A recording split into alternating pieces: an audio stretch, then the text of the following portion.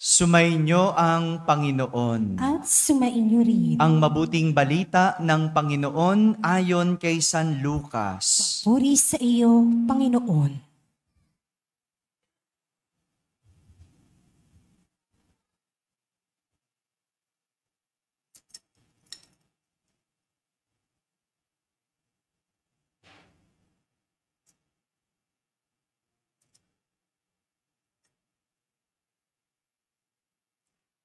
Taon-taon, tuwing pista ng Pasko, ang mga magulang ni Jesus ay pumupunta sa Jerusalem. At nang 12 taon na siya, pumaroon sila gaya ng dati nilang ginagawa. Pagkatapos ng pista, sila ay umuwi na. Nagpaiwan si Jesus sa Jerusalem, ngunit hindi ito napansin ng kanyang mga magulang. Sa pag-aakalang ang isa na si Jesus ay kasama ng isa, nagpatuloy sila sa maghapong paglalakbay. Nang malaman nilang hindi siya kasama, siya'y hinanap nila sa kanilang mga kamag-anak at kakilala. Hindi nila siya matagpuan, kaya't bumalik sila sa Jerusalem upang doon hanapin. At nang 3 araw, natagpuan nila si Jesus sa loob ng templo, nakaupong kasama ng mga guro. Nakikinig siya sa kanila at nagtatanong, at ang lahat ng nakarinig sa kanya ay namangha sa kanyang katalinuhan. Nagtaka rin ang kanyang mga magulang nang siya'y makita. Sinabi ng kanyang ina, "Anak, bakit naman ganyan ang ginawa mo sa amin? Balisang-balisa na kami ng iyong ama sa paghahanap sa iyo." Sumagot siya, "Bakit po ninyo ako hinahanap? Hindi ba ninyo alam na ako ay dapat na nasa bahay ng aking ama?" Ngunit hindi nila naunawaan ang pananalitang ito. Siya'y umuwing kasama nila sa Nazaret at naging isang masunuring anak. Ang lahat ng bagay na ito ay iningatan ng kanyang ina sa kanyang puso. Patuloy na lumaki si Jesus. Umunlad ang kanyang karunungan at lalong kinalugdan ng Diyos at ng mga tao. Mga kapatid, ang mabuting balita ng Panginoon. Pinupuri ka namin, Panginoong Heso Kristo. Magsiupo pong lahat at makinig sa homilya.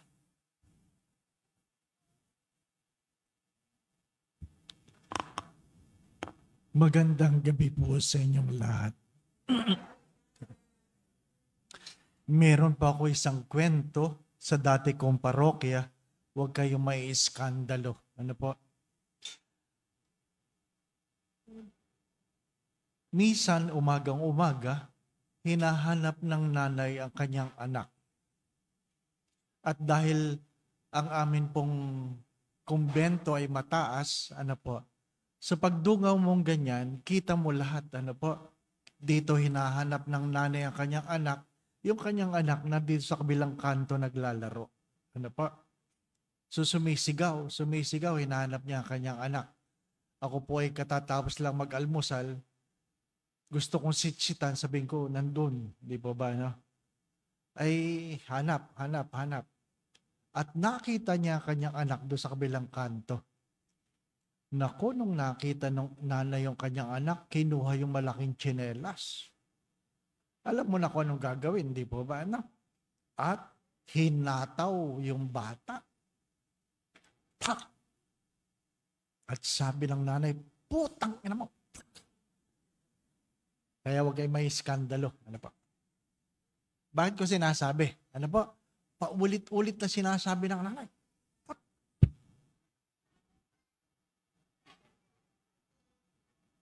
Pag sinasabi ng nanay niya Diyos sa kanyang anak, sino ang minumura niya?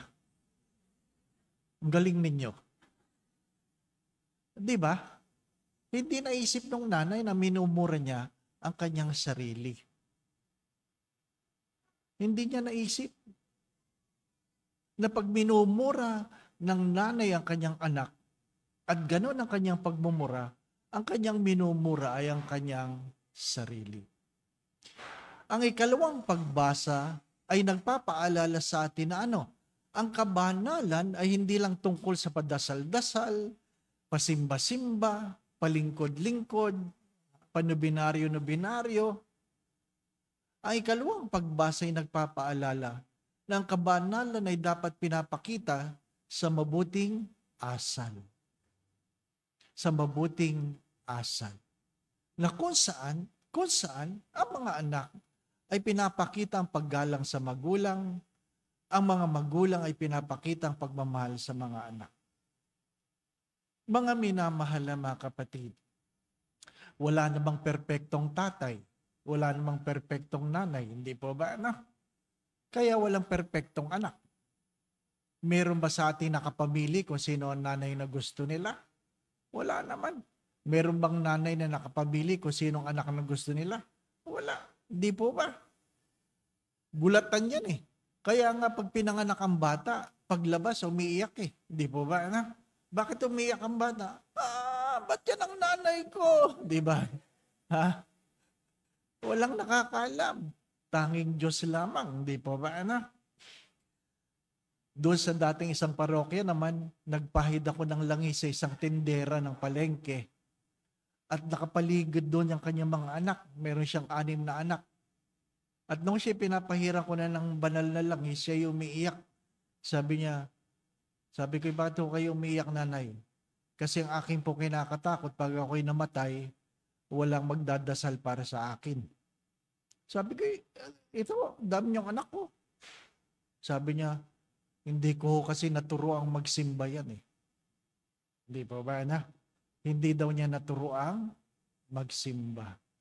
Maganda rin itanong yan, di po ba?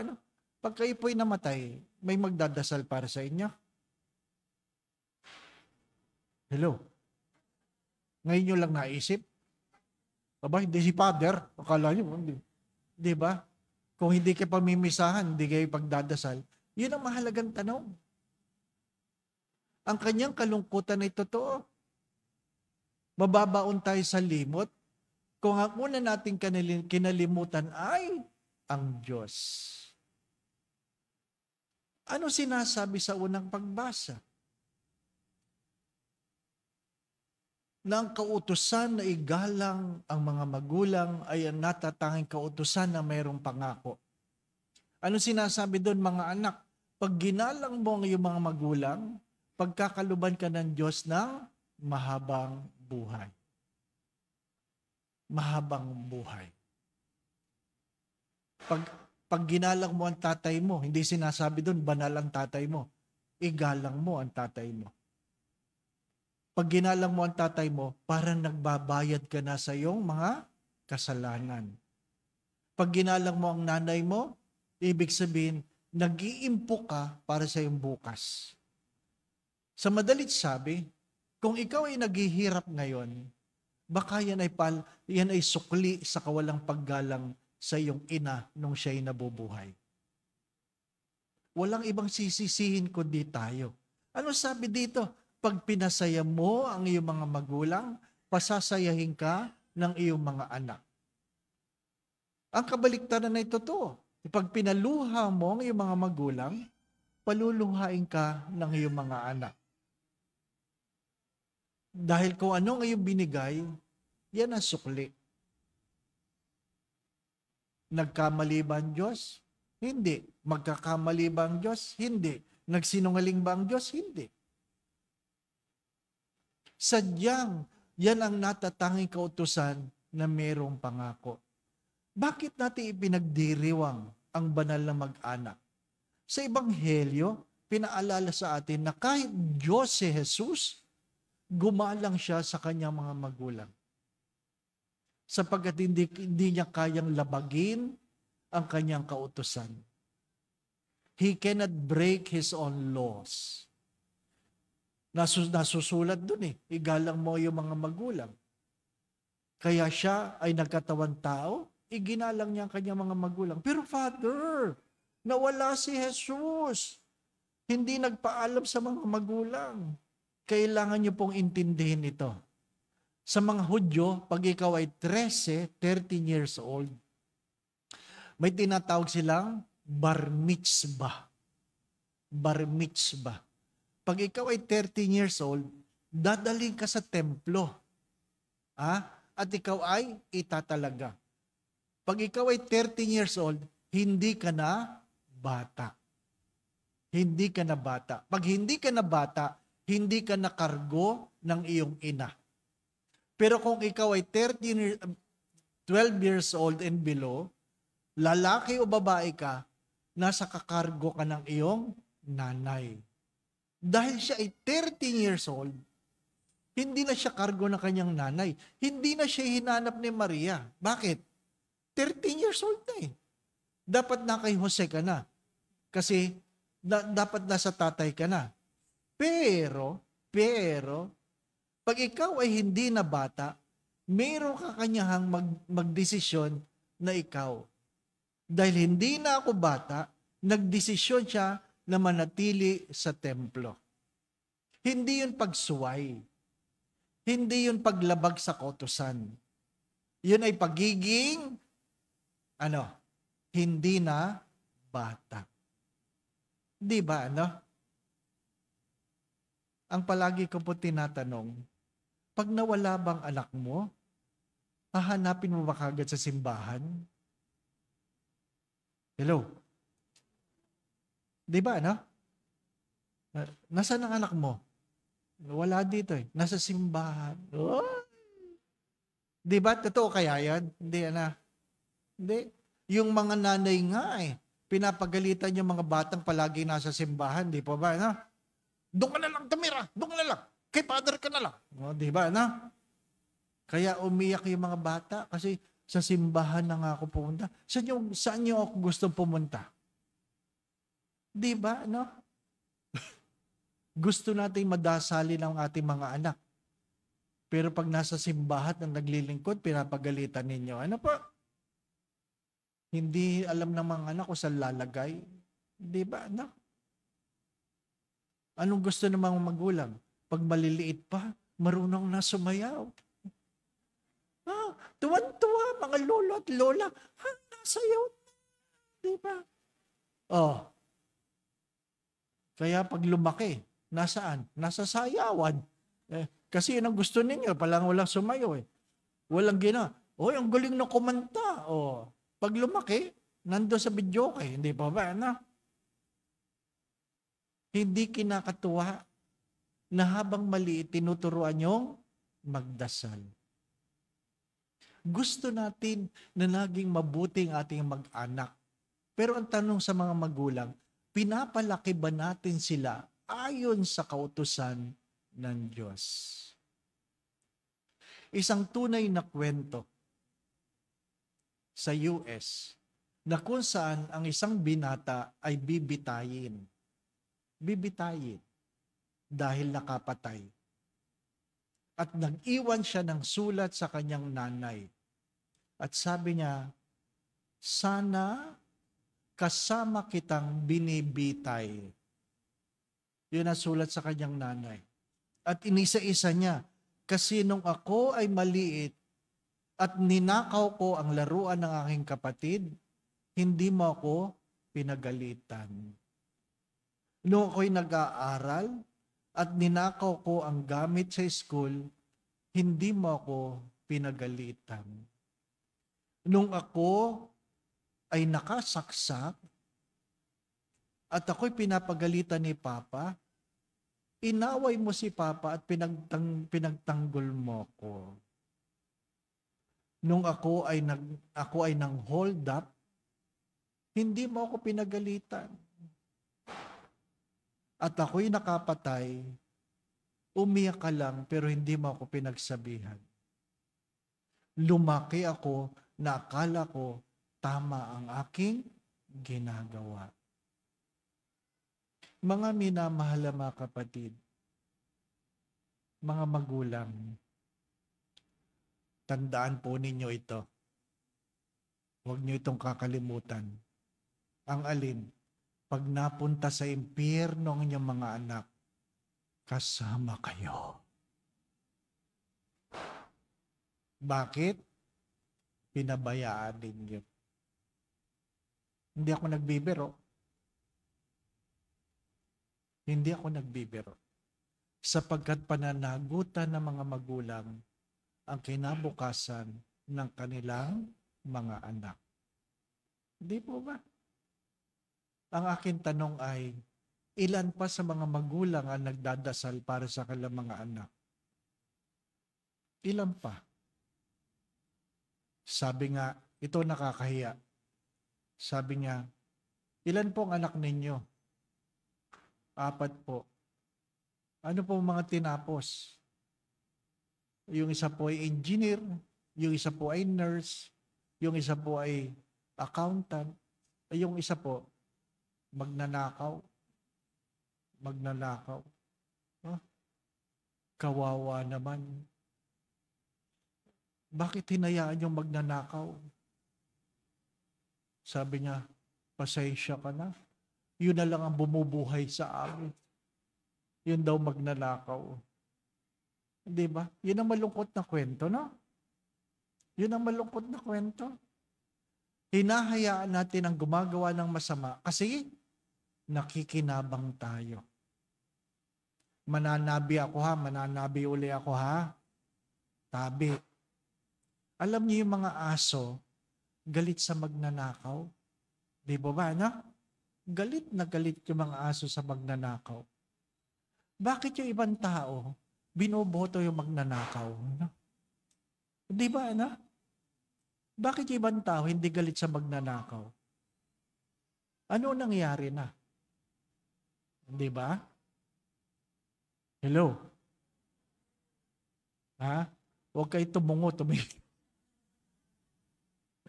Malapit ang eleksyon. No? Magandang itanong yun. Uupo ba yan kung hindi natin binoto? Binoto hindi po ba? No? Sino may kasalanan? Ay, mabutit alam ninyo. Ano po? At least alam ninyo. Di po ba? No? At least meron tayong natututunan sa misa. Hindi po ba? No? Kaya nga sabi na Santo Papa, ang yumaong Santo Papa, Juan Pablo Ikaluwa, na ano, ang kinabukasan ng bansa ay kung anong klaseng pamilya siya meron ngayon. Kaya kung anong uring pamilya mayroon tayo ngayon, yan ang ating bukas. Kung pinapaluhan natin mga magulang ngayon, ang bukas mo, paluluhain ka rin. Kung wala kang paggalang sa iyong ina ngayon, maghihirap ka bukas. Kung wala kang paggalang sa iyong ama, bukas ka pa magbabayad sa iyong mga kasalanan. Kailan yung bukas na yon? Pag ikaw ay nasa impyerno na. Mga minamahal na mga kapatid, hindi tayo basta nagdiriwang ng linggo ng banal na mag-anak dahil ito lang ay itinakda ng simbahan. Ito'y nagpapaalala sa ating bukas. Amen.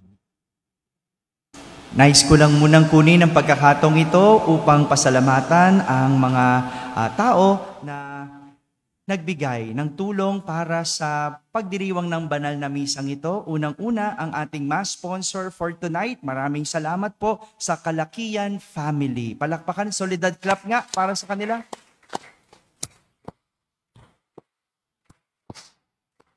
Ganon din po sa ngalan ng komunidad ng Nuestra Señora de la Soledad Parish. Ako po ay nagpapasalamat sa bibigay ng panahon at oras sa atin na makapagdiwang muli ng banal na misa sa pangalawang pagkakataon. Ang Pura Paroko at Chaplain ng Santo Niño de Paz Greenbelt Chapel, ang iba, ang aking formator sa seminaryo. No? Siya po yung nagdisiplina sa amin sa seminaryo.